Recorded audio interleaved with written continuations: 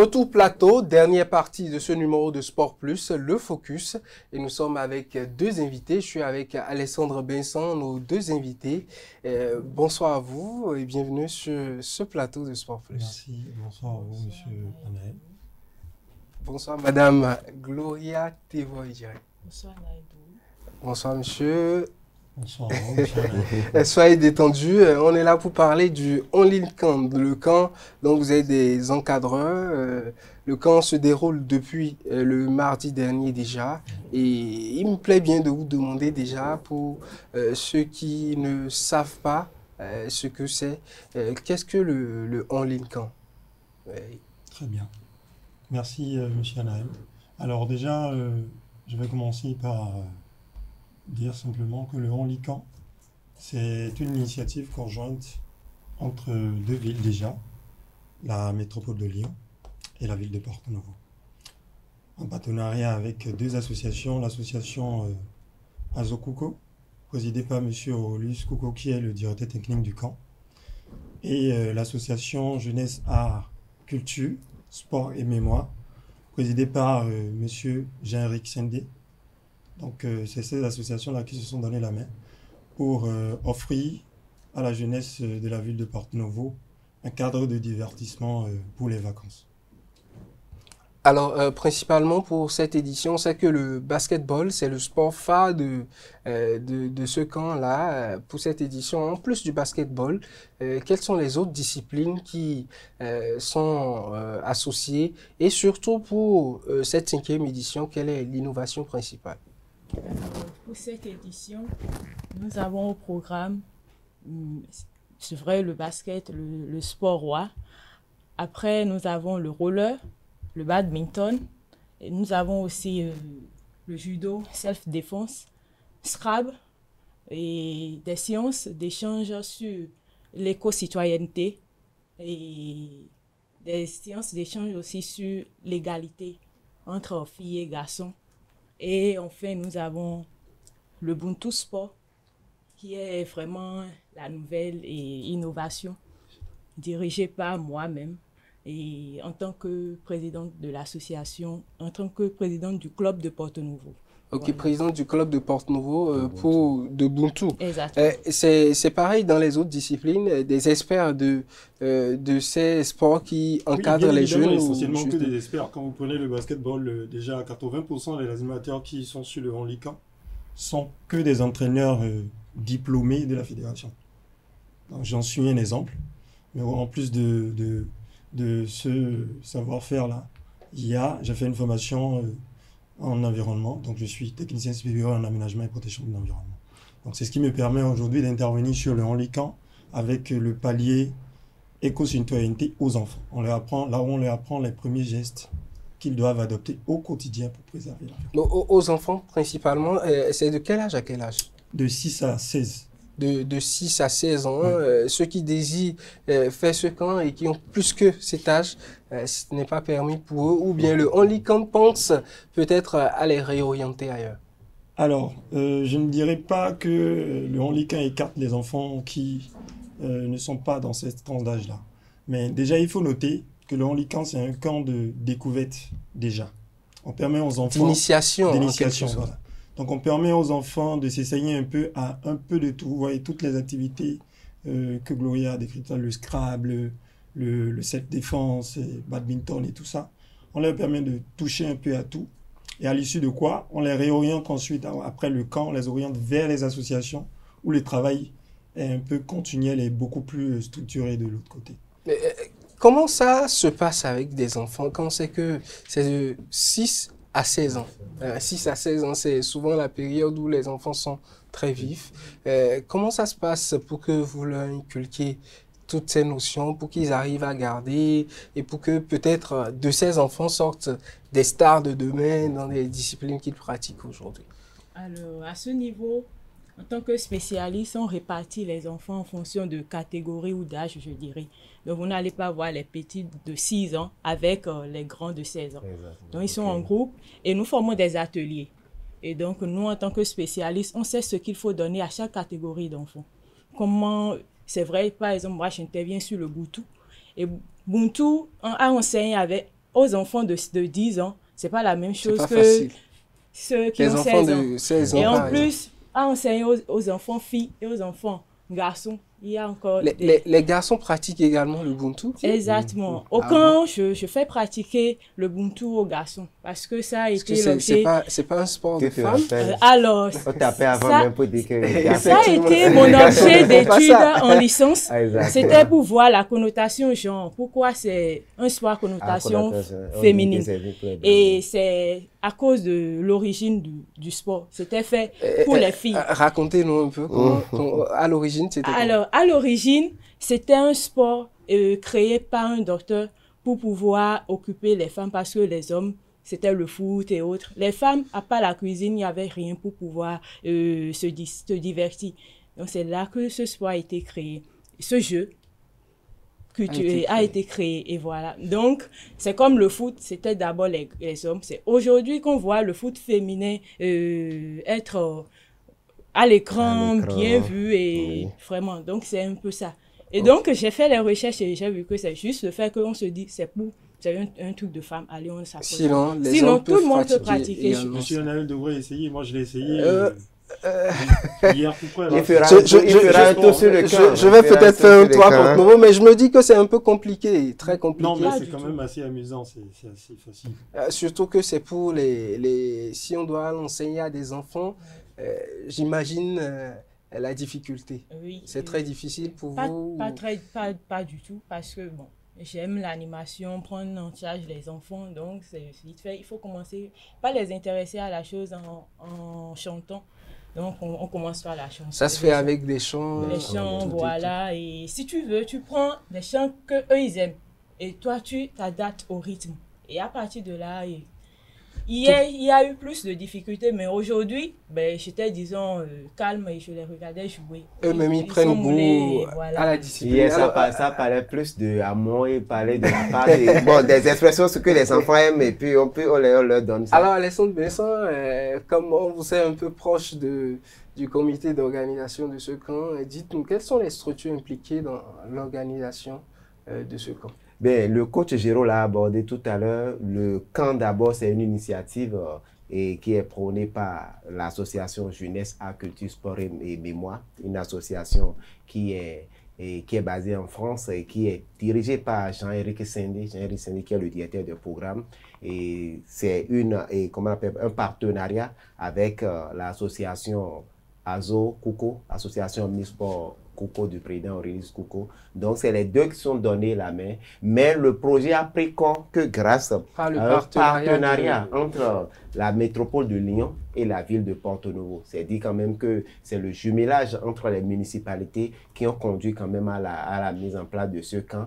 Et je me rappelle bien hier, et le directeur et le chef service relations internationales de la mairie de Porto-Novo disait que la mairie n'a pas intérêt à voir ce projet mourir simplement parce que c'est quand même un camp qui forme les jeunes à l'éco-citoyenneté. Et qui en quelque sorte, renforce le partenariat entre ces deux villes. Effectivement, c'est surtout axé sur la jeunesse de la ville parce que vous savez, quand vous gérez une ville et que vous avez des jeunes qui sont un peu, que vous n'arrivez pas à caser, à former, quand vous ratez l'éducation des jeunes aujourd'hui, c'est sûr, c'est un problème pour la société demain.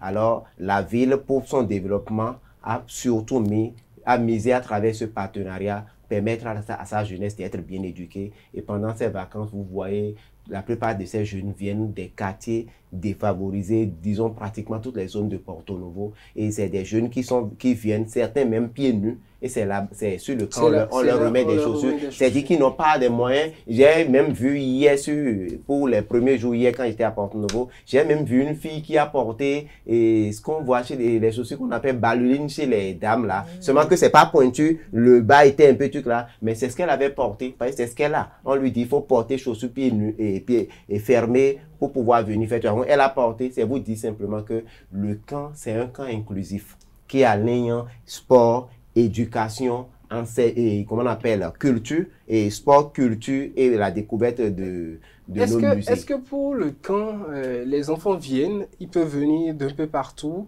on les héberge pendant les jours du camp ou ces enfants rentrent chez eux et reviennent Non, chaque les jour? enfants quittent chez eux et viennent. Le camp démarre plus le matin de 8h au plus tard à 14h, c'est fini.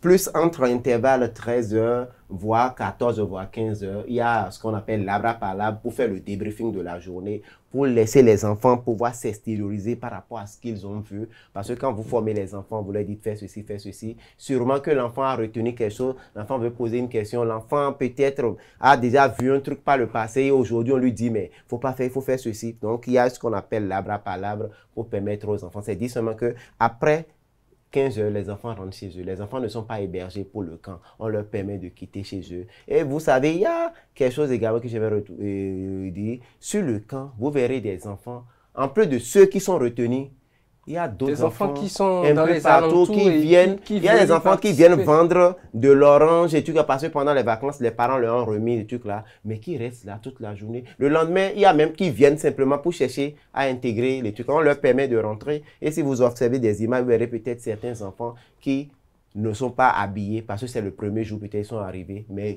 le lendemain aussitôt, ils intègrent et puis ils sont habillés. C'est dit quand même que le camp, ça permet aux enfants de venir de divers ordres. Ce n'est pas seulement les enfants dont les parents ont les moyens, parce que le camp ne paie pas pour venir dessus. Le camp, c'est plutôt, on l'ouvre à tout le monde pour pouvoir caser les enfants, permettre aux enfants de passer des moments et des vacances de façon saine. Donc, c'est un peu le but même du camp. Alors, Géraud, pour ce camp particulièrement, c'est la 5e édition, donc 4 éditions passées. Est-ce que le suivi, en quelque sorte, est-ce que le camp, ça commence, les enfants viennent, juste après, ces enfants rentrent chez eux, c'est fini, et ils reviennent encore à l'édition qui va suivre, ou il y a un suivi qui se fait? Comment ce suivi se fait? Est-ce qu'il y a eu déjà des enfants qui ont brillé et qui sont sortis du lot de tous ceux que vous formiez? Bien évidemment, à l'issue du camp, il y a un suivi qui est fait du côté du comité d'organisation. Déjà, on répartit les enfants à l'issue du camp. Il y a des coachs qui sont là. Si un enfant est intéressé à l'idée de continuer avec uniquement le basketball, il choisit une association. Donc un coach qui, pendant le camp, l'aurait particulièrement marqué. Donc, il se dirige vers l'association de ce coach-là, où il va continuer sa formation. Donc, c'est pareil aussi dans les autres disciplines, badminton. Donc, ça dépend en fait de ce qui a plu, voilà, à l'enfant pendant la période du camp. Donc, à l'issue de quoi, les enfants sont envoyés dans les associations, le travail continue. Et moi, je vais même vous donner des exemples dont aujourd'hui nous sommes vraiment fiers. Après 5 éditions, aujourd'hui, du côté de Monrovia, tout à l'heure, vous le disiez en entame de l'émission, on a un jeune qui était à la première édition du nom de Abraham Babalola, qui est du côté du Libéria aujourd'hui pour représenter le Bénin avec l'équipe U16 masculine. Donc, ce jeune qui a eu les prémices du basketball au Lican, la toute première édition. Et aujourd'hui, c'est l'un des pions, des éléments clés de l'équipe nationale, l'un des meilleurs tireurs. D'où le Onlican suscite au sein de ces enfants-là la volonté de faire des carrières dans le monde du sport. Bien évidemment, parce que ce n'est même pas le seul. Je le disais ce matin à Gloria qui était surpris. Il y a également un autre cas que nous avons eu aussi comme ça, à Zanzé Consola qui est à Porte-Nouveau, un jeune du sujet d'Avier, qui a fait la première édition aussi. Et je crois que c'est cette année, il a eu l'opportunité de faire partie de l'équipe du Bénin qui a représenté, porté par l'association Enfants du Bénin, donc bien sûr, du côté de la France. Oui, ils étaient voilà, donc ils sont partis pour représenter le Bénin. C'est vous dire déjà que le travail qui est fait, c'est un travail de qualité et que c'est un travail qui est bien suivi. Sans quoi, je ne pense pas que ces enfants-là auraient eu la chance d'atteindre ce niveau aujourd'hui. Alors, Alessandre Besson, je tiens aussi, parce que là, il vient de donner des exemples masculins. Du côté des dames également, il y a eu des révélations. On a eu des filles qui faisaient partie de la sélection départementale pour le championnat scolaire de cette année. Et elles sont au CG d'Avier. Il y a beaucoup nous féliciter. Et Baye, Fidélia.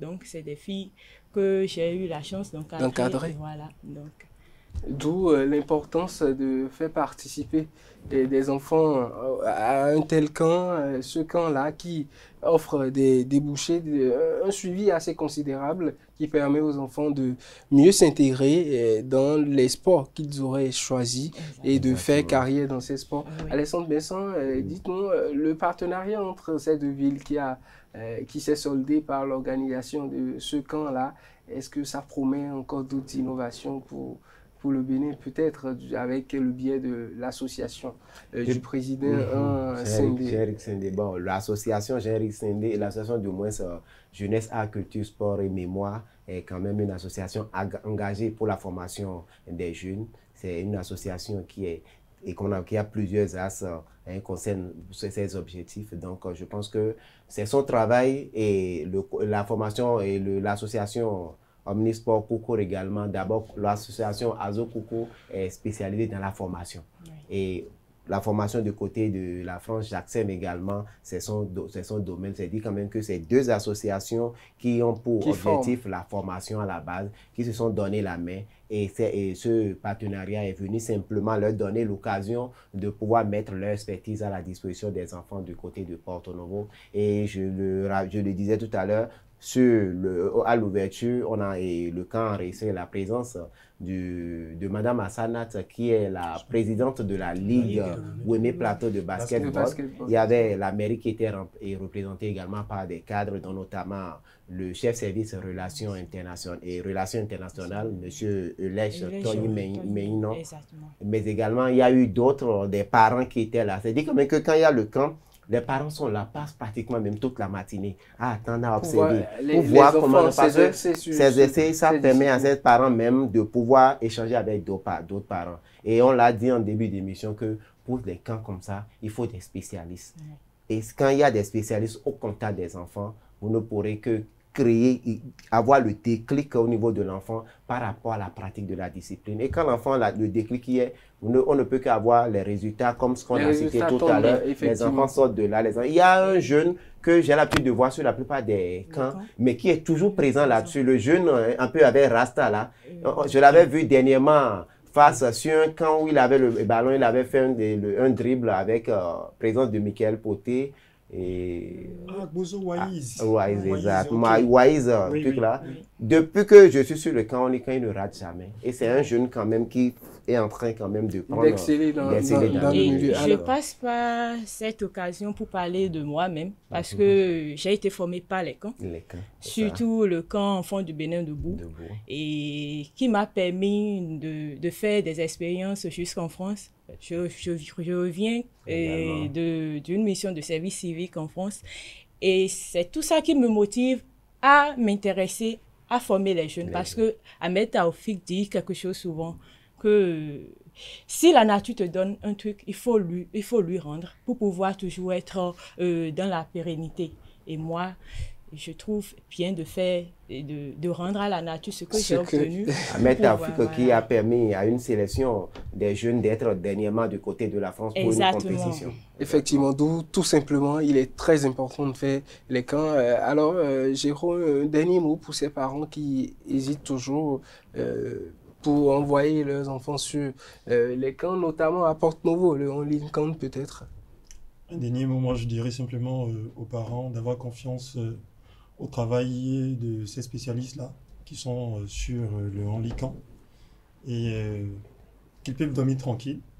On prendra soin, on se donnera la peine de donner aux enfants les B.A.B.A. pour leur permettre de continuer ensuite en achat. Alors, comme dernier mot déjà, le Ubuntu qui aujourd'hui n'est plus seulement un jeu traditionnel, c'était perçu par les parents comme une distraction. Aujourd'hui, vous confirmez que c'est un sport où les enfants peuvent faire également carrière. Exactement, parce que avec l'association Ubuntu Sport, on est en train d'œuvrer pour pouvoir avoir une fédération au Bénin et tout mettre en place pour permettre aux parents de laisser les enfants aussi pratiquer ce jeu. Parce qu'à force d'aller à la découverte des jeux, non seulement on s'imprègne, mais on a des qualités, des aptitudes spécifiques qu'on développe par rapport à chaque jeu. Donc, il y a la détente qu'on peut développer en jouant au Ubuntu et il y a le rythme, la coordination qui se développe. Voilà ce que je veux. Merci à vous pour votre présence sur ce plateau. Alessandre Vincent. Moi, je vais simplement inviter comment on appelle, la mairie de Porto Novo et également la métropole de Lyon à donner encore plus de vie au partenariat pour que chaque partie puisse jouer correctement sa partition pour nous permettre d'avoir d'autres disciplines. Que ce ne soit pas seulement pour Porto Novo. La mairie de Porto Novo peut. Les autres mairies peuvent bel et bien, mais pour le moment, l'innovation, ça vient du côté de Porto Novo. Nous allons simplement souhaiter longue vie au partenariat pour que Porto Novo puisse avoir vraiment des jeunes bien formés à l'esprit citoyen. Merci à vous, Alessandre Vincent. Encore à nouveau, merci à vous pour votre passage sur ce plateau. Amis internautes, merci à vous également, vous l'auriez compris. Et envoyez les enfants sur les camps, particulièrement s'ils sont à Porto Novo, envoyez-les au On-Line Camp qui continue, bien évidemment, jusque dans les prochains jours. On se retrouvera, bien évidemment, la semaine prochaine pour d'autres informations, d'autres actualités. Jusque-là, portez-vous bien.